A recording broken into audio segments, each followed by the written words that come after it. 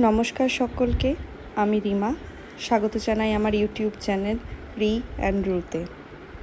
কর্মসূত্রে আমরা আন্দামানে থাকি।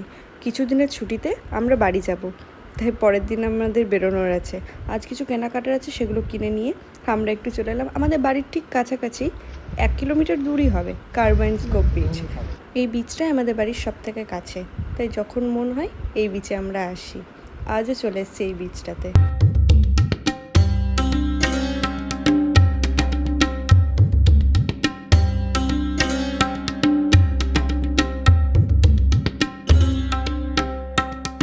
কাল তো আমরা বেরিয়ে যাব, তাই আমার কাছে ভাবলাম যে কিছু ব্রেড রয়েছে, সেগুলো একটু সমুদ্রের ধারে গিয়ে দিয়ে আসি। কারণ অনেক মাছ ক্র্যাবসগুলো থাকে, খেয়ে নেবে। কয়েকদিন আগে এই বিচটাতেই খুব ভালোভাবে এখানে হোলি সেলিব্রেট হয়েছে।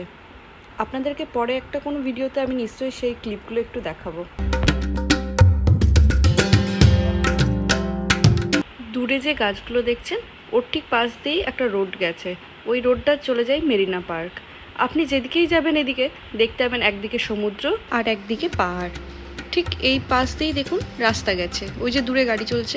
পাশে পাহাড়, এক পাশে সমুদ্র, খুব সুন্দর লাগে কিন্তু রোড দিয়ে যখন আমরা যাই। ওই জলের মাঝে যে বোটগুলো দেখতে পাচ্ছেন ছোট্ট ছোট্ট, সেগুলোতে কিন্তু অনেক অ্যাক্টিভিটি হয়, যেমন জেট স্কি, কায়াকি। ওই যে যেটা হচ্ছে ওটা কিন্তু কায়াকি হচ্ছে, অরেঞ্জ যে একটা লাইফ জ্যাকেট পরে আছে, ওগুলো হলো কায়াকি। আর এই যে এটা হলো জেট স্কি। এছাড়াও এখানে আরও অনেক কিছু অ্যাক্টিভিটি হয়, যেমন snorkelling, speed boat ride, sea walking, scuba diving, অনেক রকমের।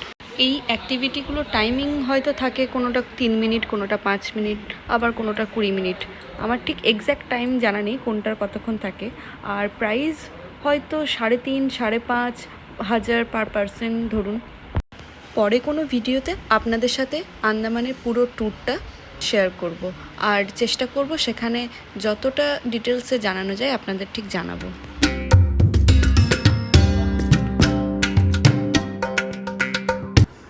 ক্রোকোডাইল রেস্ট্রিকশন থাকায় আন্দামানের সমস্ত বিচে কিন্তু নামা একদম অ্যালাউ নেই। কিছু কিছু বিচে অ্যালাউ আছে, যেমন এই বিচটাতেই অ্যালাউ আছে।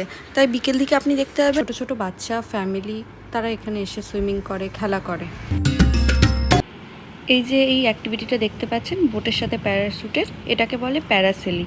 এটাও বোধহয় 3 মিনিটের জন্য হয়। 3,500 থেকে 4,000 টাকা মতো মনে হয় পার পারসন লাগে। এখান থেকে বেরিয়ে পড়লাম, এবার যাচ্ছি একটু ডাবের জল খেতে।